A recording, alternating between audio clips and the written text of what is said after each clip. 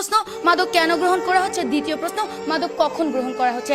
প্রত্যয় আমারই বন্ধু, প্রাণ চাঞ্চল্যকর এই ছেলেটি হঠাৎ কেন যেন গোমরা হয়ে যায়। বা পিতামাতার বিবাহ বিচ্ছেদের বিষয়টি সে কোনোভাবে মেনে নিতে না পেরে মাদকাসক্ত হয়েছে।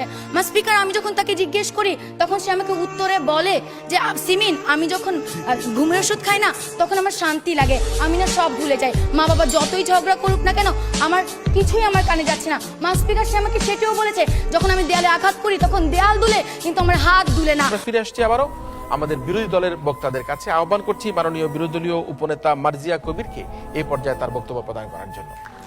48, 52, 71 আর 90, 21 শতকের প্রেরণা। এখনই সময় হবে হবে নতুন স্বপ্নের সূচনা। আর এই নতুন স্বপ্ন সূচনার অগ্রযাত্রা আজ থেমে গেছে যুব সমাজের অবক্ষয়ের কারণে। ধন্যবাদ মা স্পিকার, আজকের এই মহান সংসদে আমাকে ফ্লোর প্রদানের জন্য। মাননীয় প্রধানমন্ত্রী কর্তৃক উত্থাপিত প্রস্তাবটি হচ্ছে এই সংসদ মনে করে যে যুব সমাজের অবক্ষয়ের প্রধান কারণ মাদক। মা স্পিকার, আমি যখন এই বিষয়টি পেয়েছি বিরোধিতা করার জন্য তখনই আমার মনে দুটি প্রশ্ন জেগে ওঠে। প্রশ্ন, মাদক কেন গ্রহণ করা হচ্ছে। দ্বিতীয় প্রশ্ন, মাদক কখন গ্রহণ করা হচ্ছে। আর এই দুটি প্রশ্নের উত্তর যখন আমি বের করছি ঠিক তখনই দেখা গেছে যুব সমাজের অবক্ষয়ের কারণে আজকে মাদক গ্রহণ করা হচ্ছে, মাদকের কারণে আজ যুব সমাজের অবক্ষয় নয়। মা স্পিকার, আর এরই মাধ্যমে আমার দলীয় অবস্থান স্পষ্ট হয়ে যায় এবং সরকারি দলের অবস্থান পুরোপুরি ভেঙে পড়ে। মা স্পিকার, সরাসরি চলে যাচ্ছে আমার দলের নেতা কর্তৃক অর্পিত দায়িত্বে। আমি আজকে আমার জীবনের বাস্তবধর্মী একটি কাহিনী বলবো। প্রত্যয় আমারই বন্ধু, প্রাণ চাঞ্চল্যকর এই ছেলেটি হঠাৎ কেন যেন গোমরা হয়ে যায়। বা পিতামাতার বিবাহ বিচ্ছেদের বিষয়টি সে কোনোভাবে মেনে নিতে না পেরে মাদকাসক্ত হয়েছে।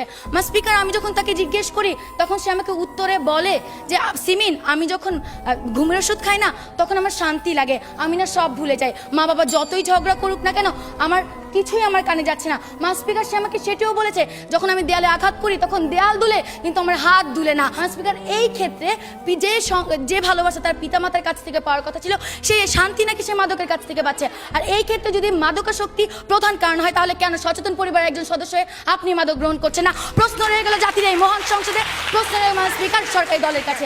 মা স্পিকার, আজকে লক্ষ্য করুন আমাদের দেশে 24.5% যে ছেলে মেয়ে রয়েছে তারা ইচ্ছার বশে পড়ে মাদক গ্রহণ করছে। এখন তাদের কথা হচ্ছে তারা হচ্ছে এক্সেপশনাল, আর আমরা সকলে জানি exceptional is never be called normal. মা স্পিকার, লক্ষ্য করুন আজকে পরিবার থেকে যে মাননীয় বিরোধী নেতা একটুখানি যে প্রশ্নটি নিয়ে আমরা আপনি আপনার পারিবারিক একজন মানুষের উদাহরণ দিয়ে পুরো বাংলাদেশের সকল যুবকদের উদাহরণ আপনি তুলে ধরতে পারেন না। মা স্পিকার, আপনি একজন মানুষের মাদকাসক্তের কারণ নিয়ে পুরো বাংলাদেশের প্রত্যেকটি যুব সমাজের অবক্ষয়ের জন্য মাদকাসক্তি মাননীয় স্পিকার, কোথায় একজনের মাদকাসক্তি নিয়ে আমরা কোথায় উদাহরণ তুলে ধরেছি। তাহলে আজকে আপনি বলে যাবেন যে আজকে যে অবক্ষয়গুলো ঘটছে সেই অবক্ষয়ের মধ্যে যদি আমরা মাদককে উঠিয়ে দিই যুব সমাজে কি আর কখনো অবক্ষয় ঘটবে না।